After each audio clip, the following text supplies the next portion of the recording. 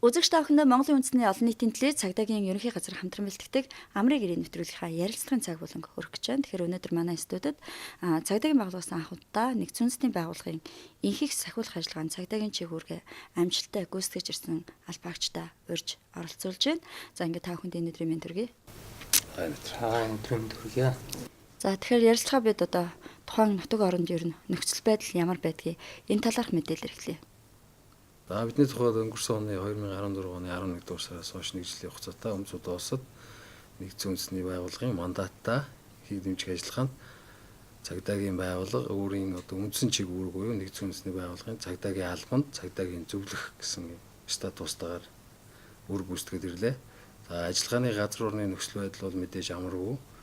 Цаг агарын маш халуун орчинд дээрээс нь олон нийтийг хамарсан маш хэмжээний ядуурл, өсөглөн, өвчин зовлон дээрээс нь тухайн газар оронд болж байгаа энэ иргэний дайнаас үүдэлтэй зэвсэгт мөргөлдөөн гэсэн юм үндсэн гурван томоохон гэж хэлж болох юм нөхцөл байдалд нэг жилийн хугацаанд үр гүйцэтгээд амжилттай их орондоо газардлаа.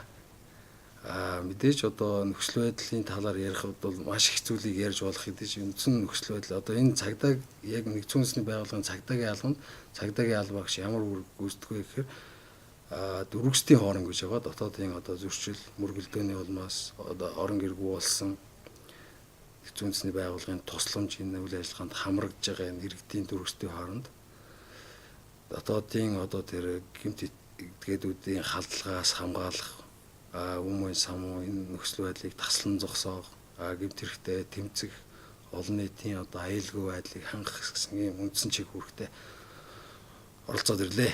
Тэгэхээр ийм нөхцөл байдалтай газар очиж үүрэг гүйцэтгэнэ гэдэг нь бол мэдээж маш амаргүй тийм алба байлаа. Тэгэхээр ер нь тэгээд энэ албанд ямар шалгуур үзүүлэлтээр тэмцэж таны үйл ажиллагаанд оролцов? Цагдаагийн албаагчаас хамгийн их гол шаардлагатай зүйл нь англи хэлний мэдлэг байна. Ер нь 80% англи хэлний мэдлийн түвшин байх ёстой. Дараа нь 2 дугаарт жолоодлого, тэгээ буудлага гэсэн шалгуур үзүүлэлтүүдийг саатын шалгалт гэж байдаг. Нэгдсэн үндэсний байгууллагаас төлөөлөгч ирж биднээс шалгалт авсан. Энэ шалгалтыг бүрэн дүр хангасан тохиолдолд тухайн улс орноос цагдаагийн албанд цагдаа нарыг элсүүлэн ажилуулдаг байгаа. Мөн албаагчдын эрүүл мэндийн байдал чухал. Эрүүл мэдээж халуун оронд экваторын бүст үр гүйцэтгэж байгаа. Тийм учраас эрүүл мэндээрээ бүх төрлийн шинжилгээг өгч, бүх төрлийн биеийн хэвийн байдлыг хангаж байж тэнд үр гүйцэтгэнэ. За тэгэхээр таны хувьд ямар чиг үүрэгтэйгээр энэ үйл ажиллагаанд оролцов? За тэнд энэ чиг үүргээ хэрэгжүүлэхэд ер нь ямар хүндрэл бэрхшээлүүд байдгийг тэрийг даван туулахад хувь хүнийхээ хувьд болон гүйцэтгэж байгаа үүрэгтэйг холбоотойгоор ямар зүйлүүдийг даван туулж энэ үрийг амжилттай гүйцэтгэж ирсэн бэ? За нэгдсэн үндэсний байгууллагын цагдаагийн алба төрсөн нэг Өмсөд улсад явуулж байгаа энэ ажиллагааны мандат гэж байдаг. Тухайн газар оронд нэгдсэн үндэсний байгууллагаас ямар үйл ажиллагааг хэрэгжүүлж ажиллах вэ гэсэн тухайн улсын засгийн газартаа тохирсон зөвшөөрөл байдаг.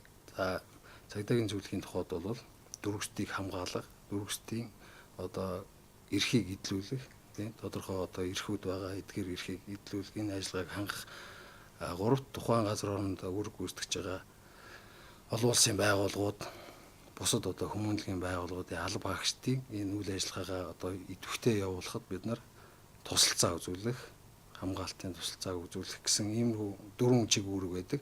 Энэ чиглэлээр үндсэн үйл ажиллагаагаа болно. Битүүрийн тухайд бол дөрвөстийн хооронд 6-аас 7 сар ажиллаад дараа нь тухайн газар орон ажиллагааны газар орон төв штаб дараагийн шалгалтандаа хамрагдаад албан тушаал дэвших шалгалт гэж хэлдэг. Үүнийгээ ингээд штабт ажилласан. Тэгэхээр ямар орны албаагчтай хамтарч ажиллаж байна? Ялангуяа манай Монголын цагдаагийн албаагчд бол маш амжилттай үр гүйцэтгсэн гэж бас энэ үйл ажиллагааг зохион байгуулсан хүмүүсээ бас бичиг ирсэн байсан. Тэгэхээр энэ талаар. За нийтдээ 74 орны 700 орчим цагдаагийн зөвлөлт тэнд үр гүйцэтгэж байна. За ерөнхийдөө бол нэгдсэн үндэсний байгууллага маань өөрөө 193 гишүүн оронтой.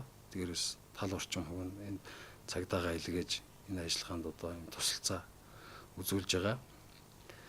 За бидний тухайд бол ямар ч гэсэн бусад 74 орны цагдаагийн байгууллагын албаагч нартай хамтран ажиллах тухайд бол бидэнд ямар нэгэн одоо гадаад хэлний болон одоо бус мэрэгжил арга зүйн хувьд одоо ямар нэгэн тийм дутагдах зүйл байсангүй.